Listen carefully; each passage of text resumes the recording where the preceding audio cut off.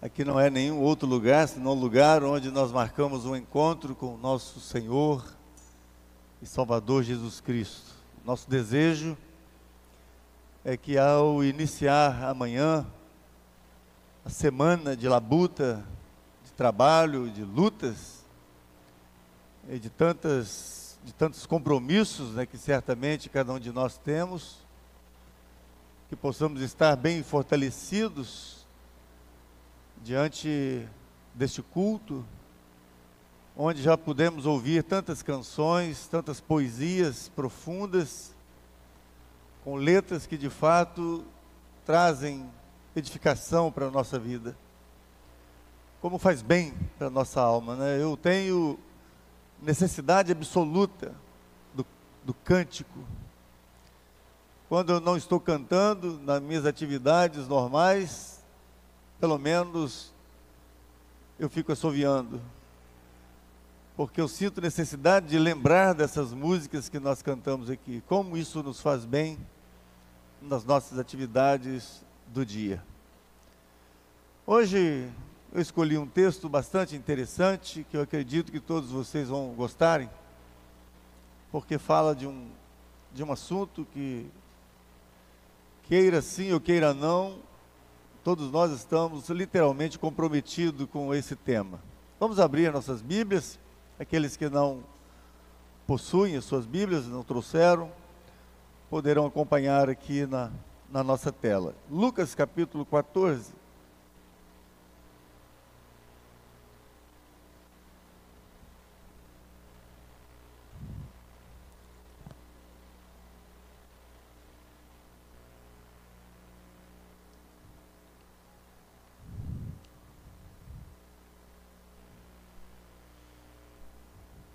Verso 1.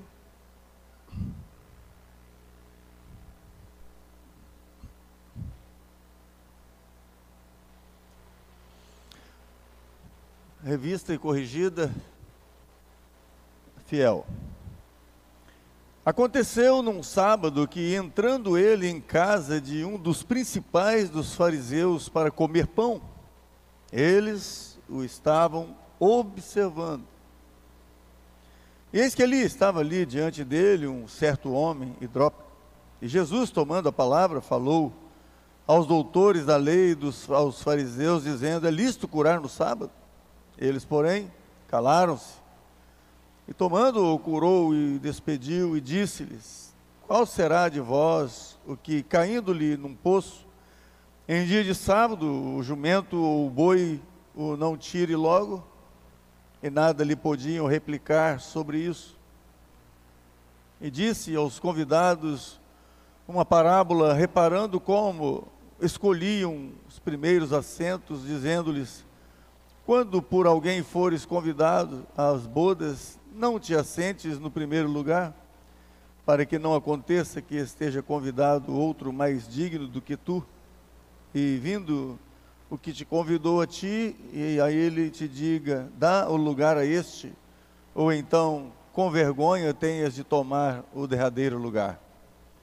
Mas quando fores convidado, vai e assenta-te no derradeiro lugar, para que quando vier o que te convidou, te diga: amigo, assenta-te mais para cima. Então terás honra diante dos que estiverem contigo à mesa. Porquanto, qualquer que a si mesmo se exaltar, será humilhado, e aquele que a si mesmo se humilhar, será exaltado. E dizia também ao que tinha convidado: quando deres um jantar ou uma ceia, não chame os teus amigos, nem os teus irmãos, nem os teus parentes, nem vizinhos ricos, para que não suceda que também eles se tornem a convidar, e te seja isso recompensado. Mas quando fizeres convite, chama os pobres, chama aleijados, mancos e cegos, e serás bem-aventurado, porque eles não têm com que te recompensar, mas recompensado serás na ressurreição dos justos. E, ouvindo isso, um dos que estavam com ele à mesa disse-lhe: bem-aventurado o que comer pão no reino de Deus. Porém ele lhe disse: um certo homem fez uma grande ceia e convidou a muitos. E à hora da ceia mandou o seu servo dizer aos convidados: vinde, que já tudo está preparado. E todos a uma começaram a excusar-se. Disse-lhe o primeiro: comprei um campo, preciso ir vê-lo. Rogo-te que me hajas por desculpado. E outro disse: comprei 5 juntas de bois e vou experimentá-los. Rogo-te que hajas por desculpado. E outro disse: casei e, portanto, não posso ir. E voltando aquele servo, anunciou essas coisas ao seu senhor. Então o pai de família, indignado, disse ao seu servo: sai depressa pelas ruas e bairros da cidade e trazei aqui os pobres, os aleijados, e os mancos e os cegos. E disse o servo: Senhor, feito está como mandaste, e ainda há lugar.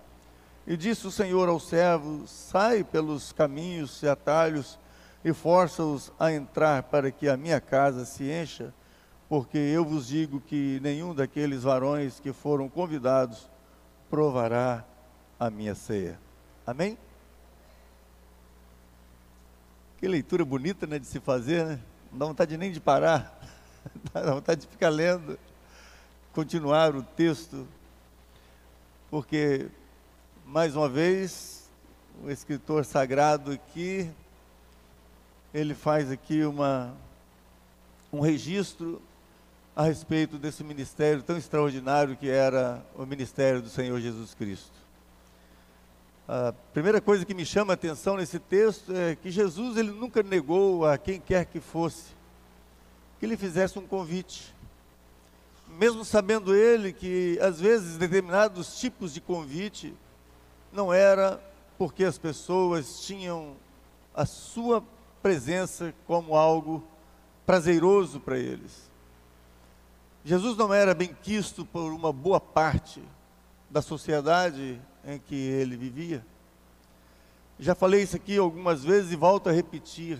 Todas as vezes que o nome de Jesus for anunciado, todas as vezes que nós falarmos em qualquer grupo de pessoas a respeito de Jesus, nós vamos causar uma divisão entre as pessoas.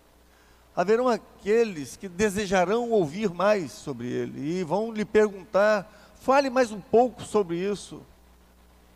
Mas haverá outros que vão olhar com desdém, vão olhar com aquele olhar de crítica, aqueles que vão não ter nenhum tipo de interesse. Pode conversar sobre qualquer outro tema, sobre futebol, sobre política, sobre cinema, sobre pessoas. Mas quando se fala de Jesus, quando se fala do Evangelho, quando se fala sobre a palavra de Deus, quando se fala das coisas divinas, sempre vai trazer uma discórdia. E na verdade, Jesus havia falado sobre isso, dizendo que a sua palavra, a sua presença, iria causar prazer em alguns e desconforto para outros. Isso é triste, porque logo que inicia esse capítulo 14, o escritor sagrado começa dizendo que num dia de sábado, ele foi convidado a ir à casa de um dos principais dos fariseus. E aqueles que conhecem a palavra de Deus, que leem a Bíblia, que conhecem um pouco sobre isto, vão entender que os fariseus, eles faziam parte de uma seita extremamente rigorosa. Eles eram chamados de os separatistas, ou seja, eles não tinham nenhuma comunhão com ninguém que professasse qualquer outro tipo de doutrina que não fosse aquela que eles acreditavam, que eles defendiam e que eles viviam. Eles não se misturavam com ninguém, não respeitavam ninguém. Ou você era um fariseu, ou então você não era mais nada. E eles se opuseram desde que o Senhor Jesus começou a pregar, quando Jesus começou a aparecer no meio da população, ali em todo Israel, tanto na Galileia como na Judéia, despertou nessas pessoas um sentimento de inveja, de ciúmes, de contestação contra aquilo que ele pregava. E eles começaram a investigar o Senhor Jesus de tal maneira que que eles criaram várias e várias oportunidades em todos os lugares onde Jesus se encontrava, pregando o Evangelho, pregando a palavra, como também em situações públicas, nas ruas, nas praças, nas vilas. Eles sempre estavam presentes para ver se pegavam o Senhor Jesus em alguma cilada, em alguma situação, onde eles pudessem acusá-lo para levá-lo a uma condenação. E desta feita aqui, um desses principais dos fariseus convidou o Senhor Jesus para ir na casa dele. Eu fico pensando, né? Meu Deus, que privilégio de qualquer pessoa ter a presença do Senhor Jesus Cristo na sua casa. Eu acredito que nada poderia ser tão gratificante, tão prazeroso, tão precioso, do que você ter alguém como a pessoa do Senhor Jesus.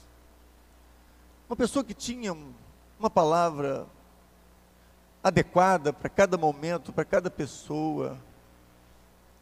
A sua inteligência, a sua sabedoria, a sua forma de falar, a sua expressão, o seu carinho, o seu amor, aquele que entendia de tudo, aquele que tinha uma palavra certa, para aquele momento certo, para a pessoa certa, aquele que quando chegava numa casa, ele sabia de todas as necessidades que havia naquela casa, naquele lar.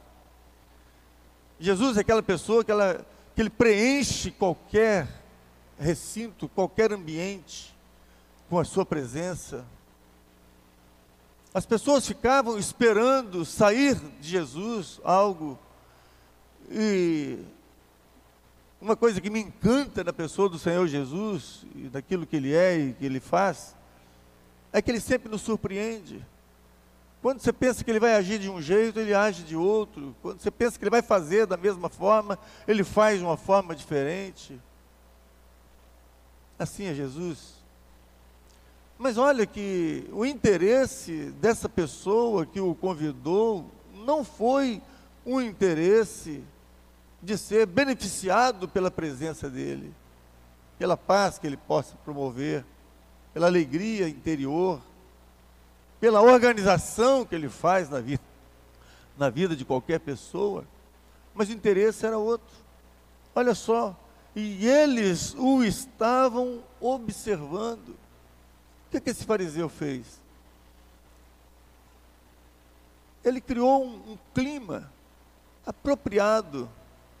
Ele escolheu um dia de sábado, e não é por acaso que nesta casa havia um homem, que na minha versão aqui diz que ele era hidrópico, ou seja, era uma pessoa que tinha um corpo com uma doença que trazia inchaço por toda parte. Uma pessoa estranha, uma pessoa que geralmente, esta seita dos fariseus, jamais dariam a ele uma permissão de estar em qualquer um dos seus cultos, nem nas sinagogas, nem no templo, nem em qualquer lugar onde eles estivessem. Mas nessa oportunidade, eles trouxeram esse homem para dentro da casa desse fariseu. Se eles não permitiam nem estarem no templo ou na sinagoga, quanto mais dentro da casa, do lar deles. Mas eles então prepararam uma estratégia, uma cilada, para poder colocar Jesus em dificuldade. Então, eu fico pensando que nós precisamos ter cuidado de como nós lidamos com as coisas espirituais.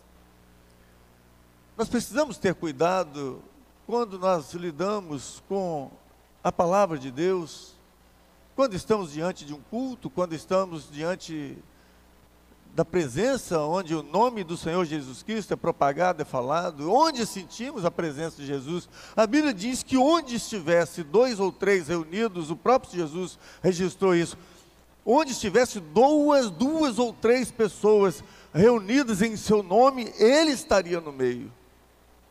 Não é incrível que você pode até não estar vendo Jesus aqui? Assim como eu poderia perguntar a você que se você crê que o vento existe. Eu acredito que nenhum de vocês diria que não acredita que o vento existe. Mas eu queria perguntar, você vê o vento? Como é que você tem tanta certeza de que o vento existe? E você faz questão de dizer assim, hoje está ventando muito. Por que você sabe que hoje está ventando muito? Por que você sabe que o vento existe? Eu lido com o Senhor Jesus de uma forma tão íntima, que eu tenho a certeza absoluta de que enquanto nós estamos aqui reunidos, invocando o nome do Senhor, no temor que nós temos pela presença dEle, é inevitável que Ele não esteja presente. Eu não vejo o vento, mas eu sinto o vento. Eu não vejo o vento, mas eu percebo os efeitos que o vento faz. Ele sacode as árvores, ele balança as folhas, ele faz as flores serem movimentadas pela sua ação. Assim é o que o Senhor Jesus faz. Agora, qual é a nossa disposição? De que forma eu estou encarando a presença de Jesus? É bem provável que muitas vezes a gente venha a um culto e quando nós saímos, pode ser que a gente saia comentando sobre tudo aquilo que não vai trazer nenhum tipo de edificação para a sua vida. Você vai ver pessoas, você vai ver situações, você vai comentar sobre qualquer outro tema, e pode ser que você não sentiu o efeito da presença de Jesus num ambiente como esse. Assim foi esse dia que Jesus foi convidado. O fariseu está levando para sua casa o Filho de Deus, aquele que desceu do céu, aquele que tomou a forma humana para poder se identificar com o ser humano, para mostrar o seu amor, a sua ternura, a sua misericórdia, a sua graça. Aquele que veio ao mundo para salvar o pecador. Esse homem está tendo o privilégio de ter alguém como Jesus dentro da sua casa. Mas que desperdício. Eles estão ali observando, olha o texto como diz, eles o estavam observando. Eles não estavam interessados no que Jesus vai fazer agora. Porque quando Jesus chegou ali naquela casa e que ele viu, ele começou a observar o comportamento das pessoas. É muito legal quando a gente tem esse tipo de atitude, né? Jesus começou a ver como as pessoas chegavam naquela casa, como é que elas iam se comportando, como elas iam buscando os lugares para se assentarem, como é que elas se alimentavam, como é que elas olhavam umas para as outras. Jesus está literalmente observando o comportamento de cada pessoa. Essa é uma das partes que eu mais gosto do ministério de Jesus, porque no Sermão da Montanha, começa o capítulo 5 de Mateus, a Bíblia dizendo assim, e Jesus olhando para a multidão, ele vendo a multidão, ou seja, ele não via a multidão como eu estou fazendo aqui agora, olhando aqui de uma forma geral, mas Jesus, quando ele via a multidão, ele sabia a necessidade de cada um, porque ele não via somente o exterior das pessoas, mas ele vê o interior das pessoas, ele sabe o que você pensa. Antes que saia uma palavra da sua boca, ele sabe de tudo que você está pensando a respeito dele. E assim Jesus estava observando as pessoas que estavam nessa casa.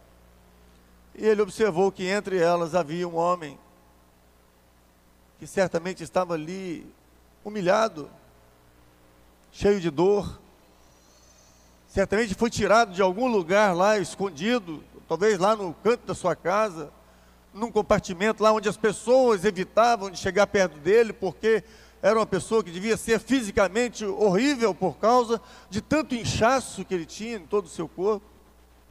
Mas eles levaram aquele rapaz ali para saber o que Jesus faria com ele, visto que os milagres que Jesus estava fazendo no meio do povo, estava chamando a atenção demais dos fariseus. porque Jesus fazia aquilo que eles não conseguiam fazer, com tanto tempo de religiosidade, com tantas teorias pregadas por eles. E Jesus de repente olha para aquele homem, e Jesus dá àquele homem a cura. E a intenção dos fariseus era que eles estavam mais preocupados com o dia de sábado, porque eles consideravam e tinham o dia de sábado como um dia em que nada poderia ser feito, nenhum tipo de trabalho, de serviço. Eles não estavam preocupados com a situação precária, triste, lamentável daquele homem que não tinha nenhum tipo de motivo para ser uma pessoa feliz. E Jesus curou aquele homem. Mas antes de curar, Jesus fez uma pergunta para eles, que os deixou completamente em silêncio. É lícito curar no sábado? E Jesus então vai e mostra a causa. Qual é de vocês que tendo um animal qualquer, um boi, ou qualquer outro tipo de animal, um carneiro, um cabrito, que se no dia de sábado esses animais tiverem algum problema, ou caírem em algum precipício, ou se machucar, que vocês não vão lá correndo para poder socorrer aquele animal? Jesus mostrando como é difícil lidar com pessoas hipócritas, que se baseiam a sua fé, a sua esperança, a sua firmeza, a sua crença em algo supersticioso, em algo que somente porque você ouviu falar, ou que foi criado dessa ou daquela maneira, mas que você não tem o conhecimento de fato do que é a verdade. Jesus então trouxe aquele homem para a sua presença e o curou. E aquilo despertou neles um sentimento de revolta. Quando a gente está preso às nossas tradições, a nossa própria teoria, o nosso próprio estilo que nós estabelecemos de vida, é como se tivesse nos nossos olhos uma venda, uma cegueira tremenda, que a gente não consegue perceber as coisas que são tão claras na palavra de Deus. E disse os convidados uma parábola, reparando como escolhi os primeiros assentos, dizendo-lhes: quando por alguém fores convidado às bodas, não te assente em primeiro lugar. Jesus começa a dar uma aula para aquelas pessoas ali. E ele usa um tipo de técnica que era muito utilizado até mesmo pelos fariseus, que era trazer para as pessoas ali uma história, uma parábola, um conto. E Jesus mesmo que elaborava essas parábolas, e ele então aplica as suas lições, as suas doutrinas, através dessas histórias.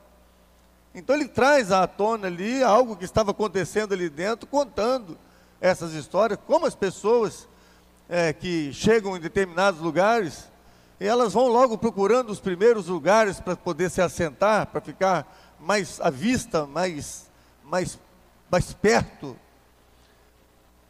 E de repente chega alguém que é um convidado de mais excelência, e às vezes a pessoa tem que ser retirada do seu lugar para que o outro se assente com a honra que lhe é devida. E Jesus chama a atenção deles, porque isso estava acontecendo naquela casa. Mas o mais impressionante, que não dá tempo aqui da gente passar por todos os detalhes que aqui foram mencionados, mas é quando chega a hora da alimentação.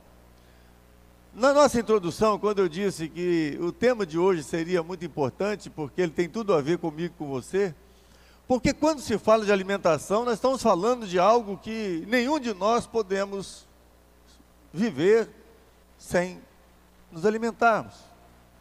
Pelo menos 3 alimentações são básicas durante o dia.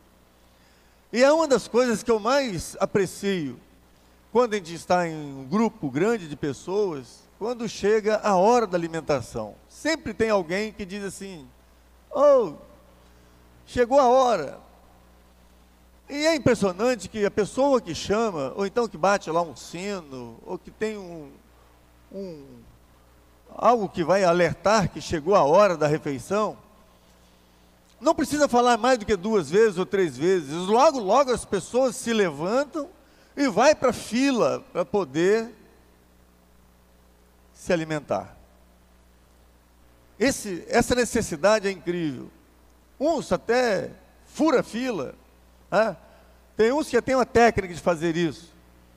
É isso. Aí chega perto de outro, lá começa a conversar, e quando chega na hora da refeição, ele já está bem lá na frente. Então, essa necessidade, ela é extrema da nossa parte. Deus é tão perfeito que quando Ele criou o homem, Ele colocou alguns alarmes, como por exemplo, quando você tem necessidade de tomar água, Deus colocou lá um dispositivo que se chama sede.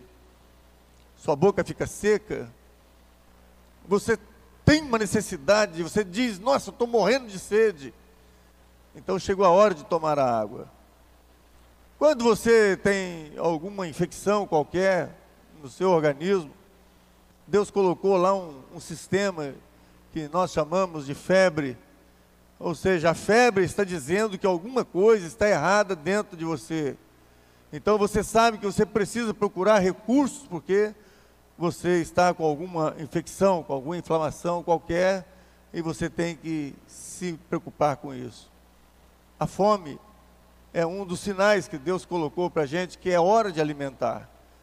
Então essa necessidade é extrema. E quando chega essa hora, você fica eufórico, porque você quer, né, de qualquer maneira, se alimentar. E principalmente quando o cardápio é um cardápio que desperta em você ainda mais esse desejo do alimento. Jesus traz à tona essa conversa, porque quando ele ouve das pessoas que estavam na casa dizendo assim, e ouvindo isso, um dos que estavam com ele à mesa disse-lhe, bem-aventurado que comer pão no reino de Deus. Eu não sei precisamente se este homem que aqui está falando, ele está pensando de fato numa alimentação espiritual e não uma alimentação física, conforme poderia estar acontecendo, porque Jesus foi convidado para jantar naquela casa. Eu não sei se tem um cunho aqui de uma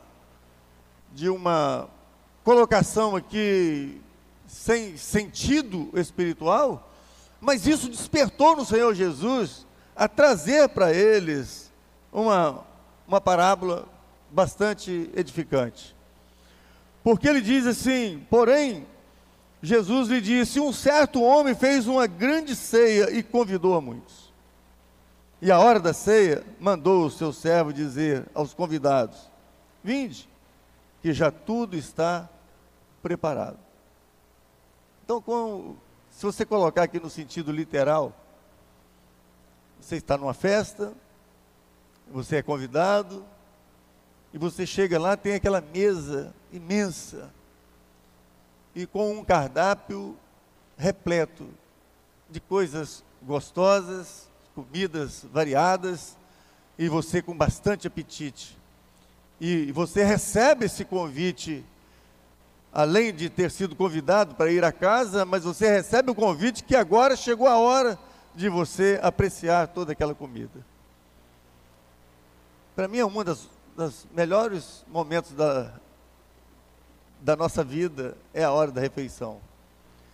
A nossa casa tem vários compartimentos, mas nenhum compartimento se compara como a cozinha.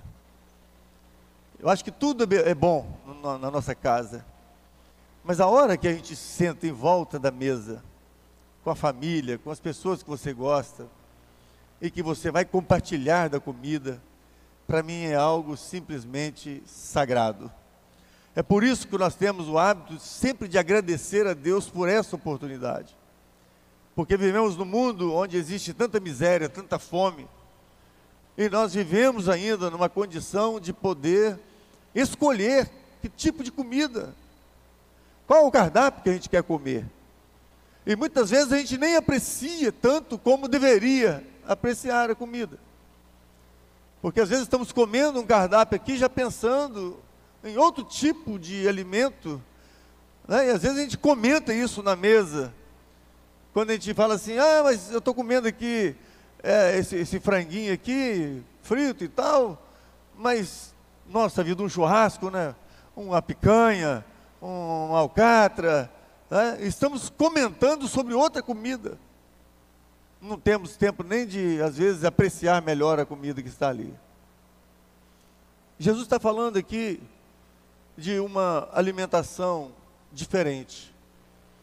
Jesus queria que, assim como as pessoas se comportavam, estavam se comportando ali na hora da refeição, que cada uma pessoa também se comportasse da mesma forma, com o mesmo desejo, com a mesma fome, com o mesmo apetite, com o mesmo entusiasmo por um alimento espiritual. Jesus está transformando o que é terreno em algo do céu. Ele está se referindo de um alimento que ele vai trazer para você uma sustentação para suportar a vida que todos nós levamos aqui neste mundo. Não é fácil sobrevivermos no mundo que nós estamos vivendo. Ouvimos aqui alguma coisa que o Natan já se referiu, mas nós estamos vivendo num mundo esquisito, um mundo assustador. E o que é preocupante não é só que o mundo está na situação que está. As pessoas estão ficando diferentes. E o maior problema ainda é que nós parece que estamos confortáveis no meio dessas coisas que estão acontecendo aqui. Já não é mais estranho para a gente. Está ficando tudo comum. Os valores foram invertidos. A nossa sociedade está apodrecendo em seu declínio. Não existe mais verdade. A mentira ficou como a verdade que as pessoas querem ouvir. As pessoas não têm mais interesse nas coisas espirituais. As pessoas estão orando menos, não se importam mais em estudar a palavra de Deus, não têm interesses de vir às reuniões, de buscar a presença de Deus. As coisas estão complicadas. E nós sabemos que o Senhor Jesus Cristo alertou os seus discípulos com relação a um tempo que viria, em que uma geração veria o que nós estamos vendo. Nós somos essa geração privilegiada que está contemplando as coisas que estão acontecendo como sinais de que haverá uma intervenção divina. Não é possível que Deus vai continuar olhando isso passivamente sem tomar uma atitude. Pois se Ele não livrou nem aos anjos que um dia foram julgados por Ele, não livrou aqueles que viviam na época de Noé, não livrou aqueles que viveram em Sodoma e Gomorra, que por transgressão, pecados e iniquidades que praticaram, chegou um momento que a medida de Deus se encheu e o seu juízo teve que ser exercido sobre eles. Que diferença então, que geração é a nossa, privilegiada de que Deus iria olhar tudo isso acontecendo, sem tomar nenhuma atitude? Hoje ficou simples, uma mulher deixar o seu lar, a sua casa, a sua família, o seu marido, os seus filhos, e viver com outra mulher como se fossem casais. Ficou comum hoje um homem largar a sua esposa e ir viver com outro homem, como se tudo fosse normal. Ficou normal a gente ver também tudo isso nas telas dos cinemas, ou nas televisões da nossa casa, ou no celular, ou no computador. Filmes, novelas, que envolvem esse tipo de traições, prostituição, idolatria, uma confusão tremenda. E aí aquela armadilha vai enlaçando as pessoas de tal forma que daqui a pouco você está torcendo para aquela pessoa que foi tão discriminada, tão judiada, tão olhada com olhares diferentes com relação ao seu comportamento, porque você sabe que Deus estabeleceu um padrão para nós vivermos. Deus criou o homem, criou a mulher, e Deus estabeleceu o padrão. Deus deu o itinerário, Deus deu mandamentos, normas, leis que regem a nossa vida aqui neste mundo. Muito embora Ele tenha nos dado o livre-arbítrio, mas Ele deu as normas, assim como Ele criou a lei da natureza, a lei da gravidade, a lei para o mar, a lei para os animais. Tudo funciona perfeitamente porque Deus estabeleceu padrões a serem seguidos. Assim também é a nossa vida. Deus estabeleceu como é que nós temos que viver, não é da maneira que eu quero viver. Muito embora eu possa fazer isso, mas as consequências são inevitáveis quando deixamos o caminho da verdade, o caminho que importa. O mais interessante é que Jesus, ele compara aquele comportamento das pessoas que para ali, quando você quer atrair muita gente para sua casa, não é impressionante que você sempre usa a comida como referência?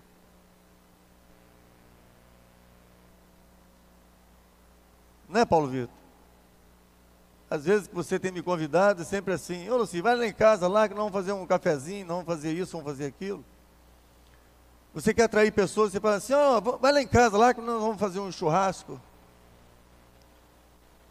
Vai lá em casa, nós vamos ter um aniversário lá, nós vamos ter uns comes e bebes. Você sempre tem que colocar a comida para poder atrair as pessoas.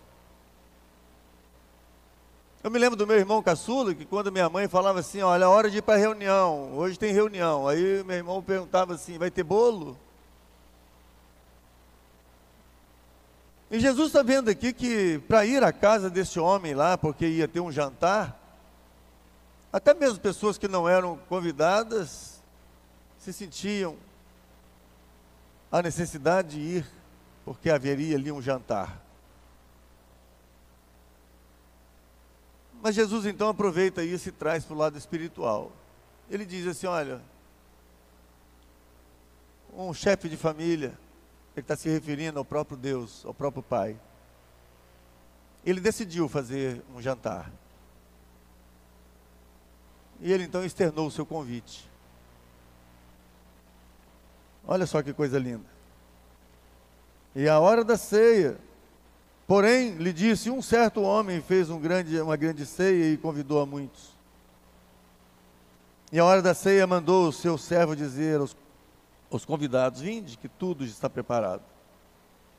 E todos a uma começaram a se desculpar. E disse-lhe o primeiro.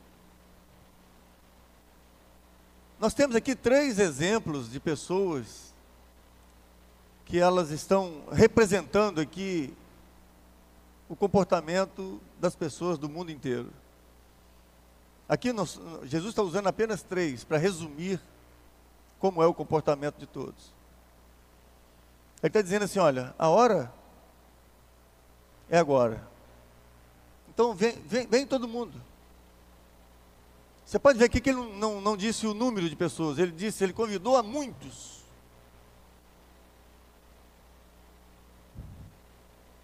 E aí, o primeiro aparece dizendo assim, que no momento em que chegou a hora, ele apresenta uma desculpa, dizendo assim: eu comprei 5 juntas de bois, e vou experimentá-los, rogo-te que me hajas por desculpado. Vocês notam que tipo de desculpa a pessoa está dando para não ir no jantar? Porque o jantar aqui não é um jantar físico, não é um jantar de comida, de carne, feijão, arroz.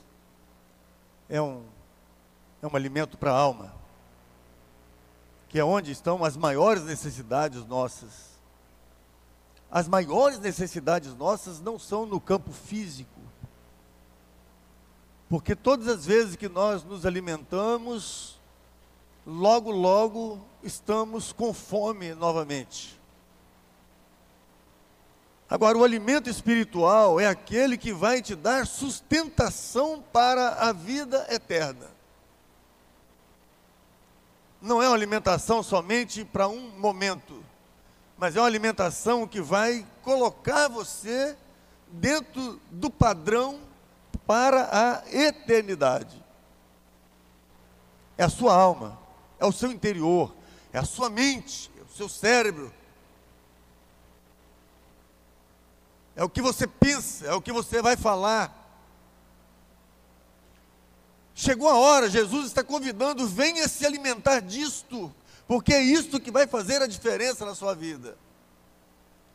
E aí, um desses convidados disse: olha, eu não posso ir.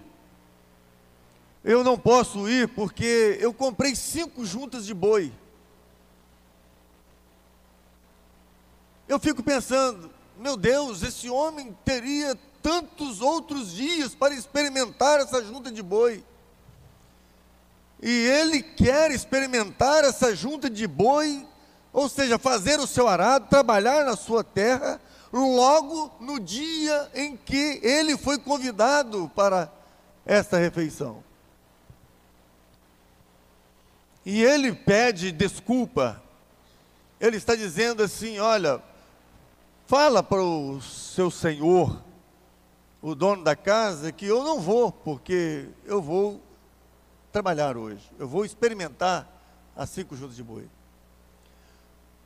Queridos, eu nunca tive arado, eu nunca comprei 5 juntas de boi, eu nunca tive esse tipo de coisa. Talvez você também não.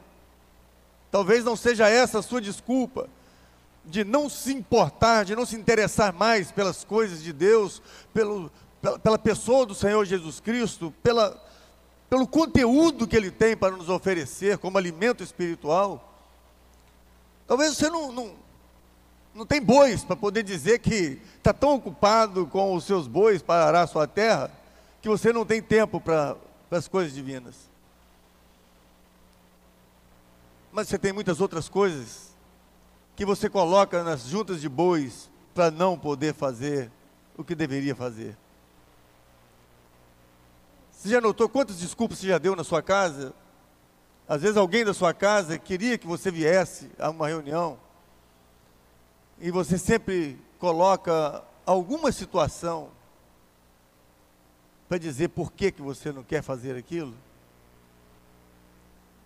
Não é isso? Ah, eu tenho que fazer isso, eu tenho que fazer aquilo outro. Ah, hoje eu marquei um encontro com amigo. Ah, eu marquei um negócio aqui, eu fiz aquilo outro lá, e você coloca alguma coisa para justificar.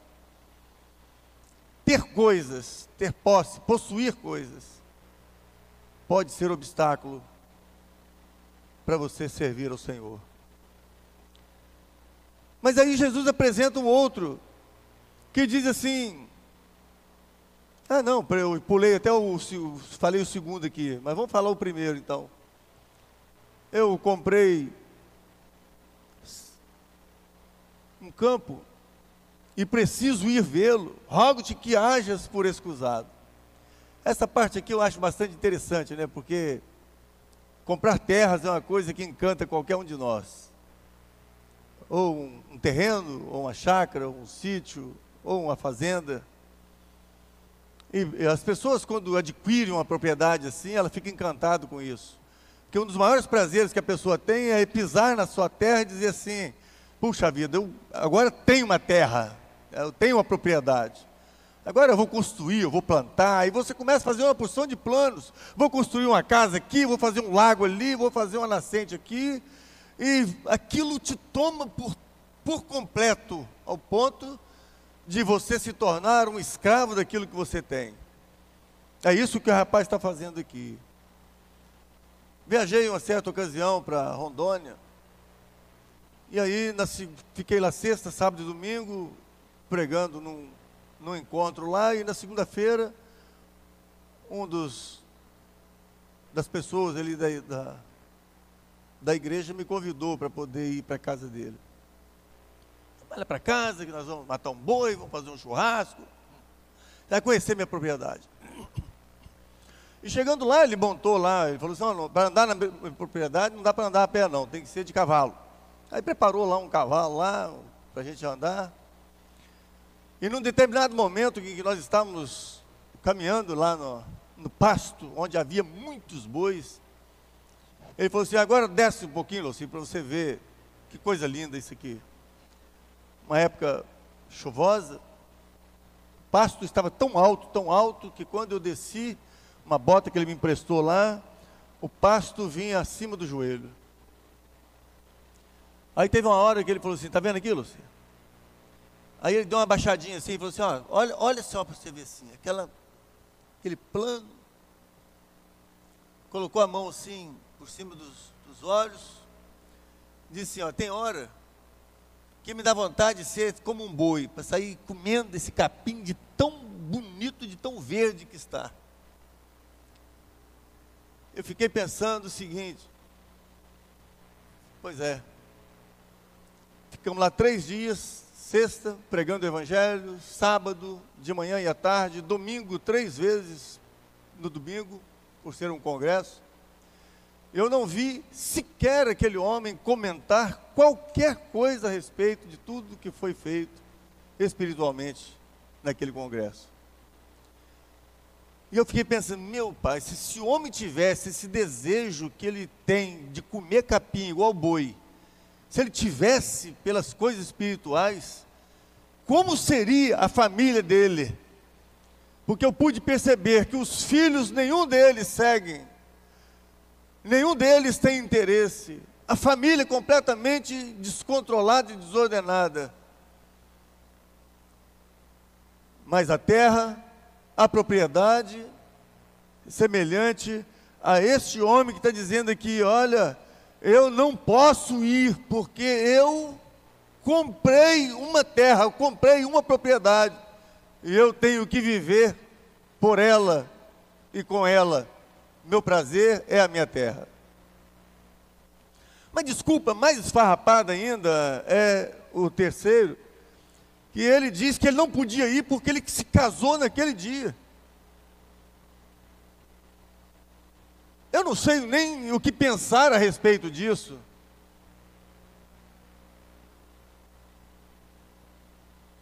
Por que casou logo no dia de um convite que não é um convite comum, é um convite de Deus, é um convite do Pai eterno, é um convite do Senhor Jesus Cristo? Como que uma pessoa poderia fazer isso? Mas se ele casou naquele dia, então por que ele não pegou a sua esposa e foi com ela para esse jantar?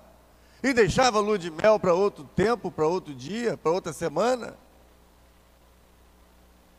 Mas essas desculpas aqui é apenas uma parábola. É o que Jesus está relatando para aquelas pessoas, quais eram os interesses delas quando elas olhavam para Jesus. Ela não estava interessada no alimento que Jesus tinha espiritual para dar para elas. Estava interessada nas coisas terrenas. É comer, beber, vestir. Queridos, pensa comigo. É a coisa mais estranha que poderia existir num comportamento de qualquer ser humano, em pensar que Deus nos criou apenas para isso. Jesus não está dizendo que se alimentar é errado, tanto que lá em Mateus, no Sermão da Montanha, ele disse, buscai primeiro o reino de Deus, e as demais coisas, que demais coisas? Como o alimento, a veste, como as coisas básicas da nossa vida, eu vou cuidar para vocês. É uma garantia dele, é a palavra dele. E aí o que ele faz para poder trazer a gente a essa consciência? Olha para os pássaros. Somente no lugar que eu moro num sítiozinho. E eu sempre fico dizendo para o meu companheiro que trabalha comigo 3 dias por semana. Já pensou, Nivaldo, se a gente fosse tratar desse monte de passarinho que tem aqui? E todos os dias eles estão lá. E são muitos, são milhares de pássaros, de toda espécie de pássaros. Sem falar da quantidade de macacos que existem, pelo menos de 3 espécies, que desce a floresta, que desce a mata, a montanha, como se fosse um bando. E se alimentam todos os dias. E Jesus disse, eles não trabalham. Eles não juntam para o dia de amanhã, o que tem que comer amanhã. Não juntam hoje para comer amanhã. Nós temos tanta preocupação com a alimentação. Olha, que quando a nossa despensa vai esvaziando, a gente já fica já apavorado, porque nós precisamos repor as mercadorias, para garantir que o amanhã, depois da manhã, semana que vem, a gente tenha comida na nossa mesa. Jesus não está dizendo que é errado a gente ter apetite, a gente ter prazer da comida, de valorizar as nossas vestes. A vida é importante para nós, mas Ele não está dizendo que isso é tudo. Porque quando nós partirmos dessa vida aqui, nenhuma dessas coisas vão ter sentido para nós. Nunca vi uma pessoa morta ter apetite de nada? Ter sede? Ter fome? Mas agora o alimento espiritual não. Esse perdura. A morte não encerra a nossa vida. Ela é o início de uma outra vida, que Jesus chama de vida eterna. É por isso que Ele disse: eu vim para que tenham vida, e vida com fartura, vida com abundância. Não é uma vida que se encerra com 70 ou 80 anos. Mas o mais interessante é o seguinte, como fica uma pessoa que rejeita um convite do Senhor. Porque no verso 22, no verso 21, diz assim: e voltando aquele servo, anunciou estas coisas ao seu senhor. Então o pai de família, indignado, disse ao seu servo: sai depressa pelas ruas e bairros da cidade, traze aqui os pobres, os aleijados, os mancos, os cegos. O pai de família aqui é uma figura de Deus, é uma parábola, não podemos esquecer disso. É Deus. O servo aqui é a figura do próprio Senhor Jesus Cristo, que veio a este mundo para te convidar para esse banquete espiritual. O pai de família não consegue entender quando alguém tem uma desculpa, porque não existe nenhum tipo de desculpa, não existe nenhuma justificativa para que a gente não queira esse banquete. E ele ficou indignado. Deus, ele olha esse comportamento do ser humano, como ele lida com as coisas espirituais, ele não entende por que as pessoas fazem isso. Por quê? Não há motivo. Pois que tudo quanto é anunciado pela palavra de Deus é para o nosso bem.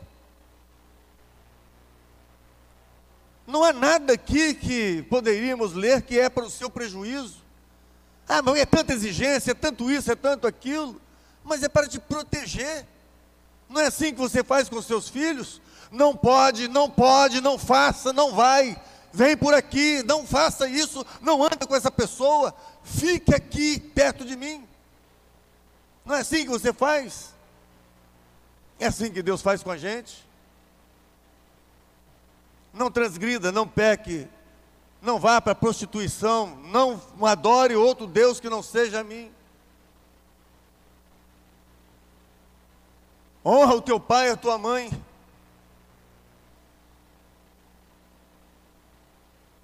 São leis para o nosso bem. Busque a santificação. Quanto mais perto do Senhor você estiver, mais protegido você está. É isso que o salmista disse: aquele que habita no esconderijo do Altíssimo, a sombra do Onipotente descansará. Direi do Senhor: Ele é o meu Deus, o meu refúgio e a minha fortaleza. É perto dele.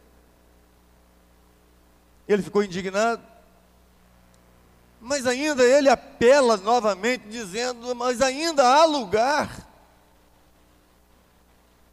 Ainda há lugar. Essa é uma das frases mais preciosas desse texto, quando a gente lê que ainda há lugar. Ou seja, Deus está concedendo aos seus convidados mais uma oportunidade. Sai novamente, ele fala com o seu servo: vá por todas as áreas, Convida os aleijados, os mancos, os pobres, convida todo mundo.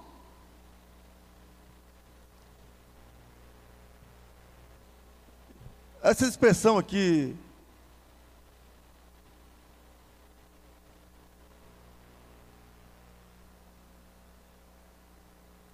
pobres, aleijados, mancos, cegos, isso aqui é uma parábola, mostrando que cada um de nós temos deficiências absurdas na nossa alma. Todos nós temos um defeito, uma fraqueza qualquer. Todos nós. Todos nós somos incapazes. Todos nós temos deficiência que nos impede de caminhar espiritualmente. Um vício qualquer, um troço qualquer, uma nhaca qualquer, uma mania qualquer, um pensamento qualquer. Sempre nós temos algo que nos impede. E o Senhor está dizendo, vai e convida todas as pessoas pelas cidades, porque ainda há lugar. Mas, querido, o que é mais triste nesse texto é como ele encerra. O verso 24, para nós terminarmos a nossa palestra de hoje. Porque eu vos digo que nenhum daqueles varões que foram convidados provará a minha ceia. Oportunidade rejeitada, oportunidade que nunca mais retornou para essas pessoas. Lembra daquele moço que disse, eu comprei uma propriedade? Nunca mais ele teve outra oportunidade para poder se alimentar, porque certamente ele partiu dessa vida e não experimentou o jantar espiritual do Senhor. Lembra daquele rapaz que disse que comprou 5 juntas de bois? Nunca mais ele provou do jantar oferecido pelo Senhor. Lembra daquele outro que disse que se casou e que estava ocupado com a sua esposa e com seus afazeres, com seus planos, seus projetos? Nunca mais ele teve essa oportunidade. É por isso que a gente fica preocupado com as pessoas que vêm aqui. Porque nós estamos aqui o tempo todo oferecendo para você aquilo que nos fez bem. Eu fiz isso, eu fui criado no Evangelho e Deus me esperou até eu completar 23 anos de idade e tomei essa decisão de servir ao meu Senhor. O que eu perdi com isso? Aqui eu desenvolvi meu caráter. Na presença de Deus eu me casei. Aqui eu criei os meus filhos. Aqui os meus filhos foram apresentados pelos pastores dessa igreja, consagrados ao Senhor. Aqui os meus filhos cresceram. E aqui eu pude cantar, orar e pregar junto com eles. Aqui eu estou vendo os meus netos que chegam, tendo o mesmo interesse, como tive hoje de ter o privilégio de um neto tocar para a gente cantar. É isso que nós estamos oferecendo para você. O que é se alimentar espiritualmente? É isso, a nossa vida continua normal, nós vamos trabalhar, nós vamos comer, nós vamos vestir, nós vamos brincar, nós vamos à praia, nós vamos jogar bola, nós vamos se divertir, mas com outro tipo de pensamento, com outro tipo de amizades, com outras atitudes. E é isso que nós estamos oferecendo para você nessa noite. Que você vá para casa, que você pense, você só tem a ganhar, você só tem a aproveitar essa vida aqui, porque ainda há lugar. Jesus está convidando você para fazer parte dessa grande ceia espiritual. E hoje, mais uma vez, nós tivemos esse banquete, né? Os hinos que foram cantados, hoje pela manhã, a ceia do Senhor, a palavra que nós ouvimos, tanto de manhã como agora, como isso nos alimenta. Amanhã eu vou trabalhar feliz da vida. Termina o dia, né, Lélia? A gente fala assim, nossa, eu estou cansado, mas cansado de prazer, de ter sido literalmente abençoado pelo Senhor. Que venha amanhã, que venha depois da manhã, e que venha também a eternidade. Porque eu quero me alimentar hoje, amanhã, depois da manhã, e me alimentar eternamente, porque Jesus é o pão da vida, aquele que nos traz o verdadeiro alimento. Amém? Que tenham todos uma boa noite.